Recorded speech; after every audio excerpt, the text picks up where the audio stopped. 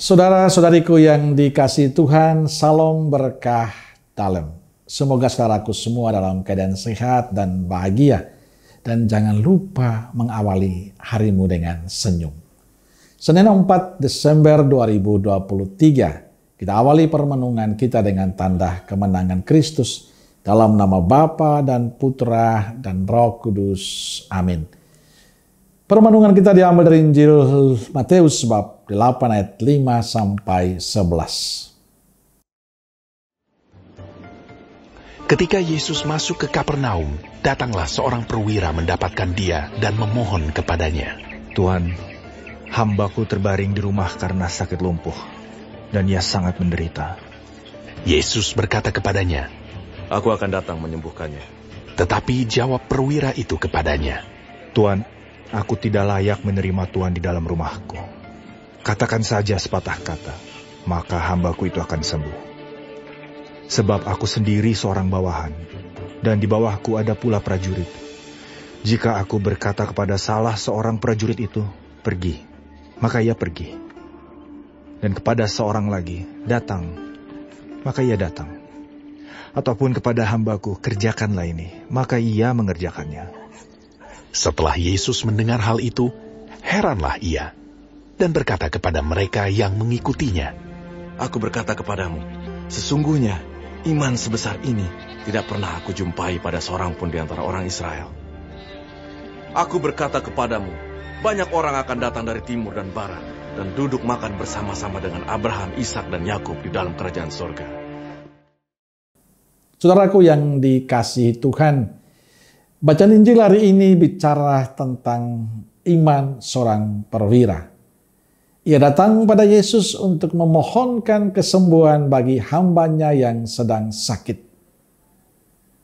Sikap perwira yang datang sendiri bertemu dengan Yesus dan memohon agar Yesus menyembuhkan hambanya, menurut hemat saya agak aneh. Seorang perwira yang memiliki jabatan mau merendahkan diri di hadapan Tuhan. Sebenarnya ia bisa saja memerintahkan bawahannya untuk bertemu Yesus. Tapi dia memilih datang menunjukkan sikap rendah hati sang perwira. Dia sadar di hadapan Tuhan apapun jabatannya tidak ada artinya.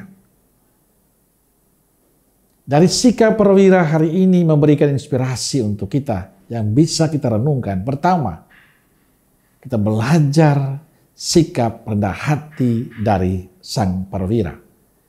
Ia punya kuasa, ia punya jabatan untuk memerintahkan bawahannya, tapi dia memilih untuk datang dan bertemu Yesus. Ia berlutut di hadapan Yesus. Pilihannya untuk datang jelas menunjukkan dia seorang yang rendah hati. Dia sadar jabatan apapun di hadapan Tuhan tidak ada artinya. Sikap perwira ini adalah contoh yang baik bagi kita agar kita sadar bahwa status dan jabatan kita tidak menghalangi kita untuk menjadi pribadi yang rendah hati. Tidak membuat kita lupa diri. Tidak membuat kita menjadi orang yang angkuh dan sombong. Kedua, perwira ini tidak hanya memberi contoh seorang pemimpin yang rendah hati, tapi juga seorang pemimpin yang beriman. Tuhan, aku tidak layak menerima Tuhan di dalam rumahku. Katakan saja sepatah kata, maka hambaku itu akan sembuh. Ia sungguh beriman pada Yesus, bahkan dia mengatakan cukup 1-2 kata, itu sudah bisa menyembuhkan. Itulah bukti bahwa perwira sungguh beriman pada Kristus.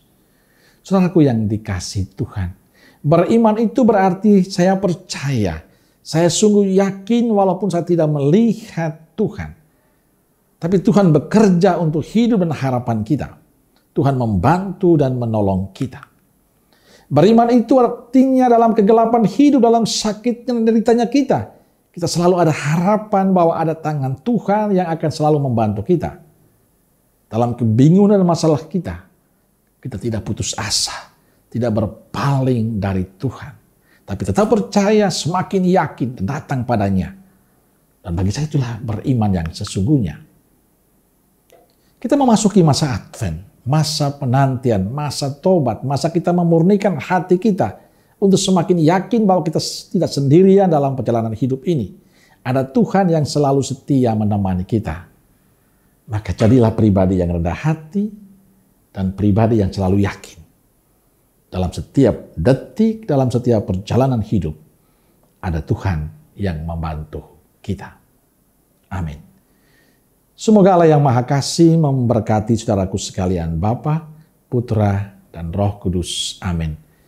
Roh Kudus Nazaret, doakanlah kami. Amin. Berkah dalam.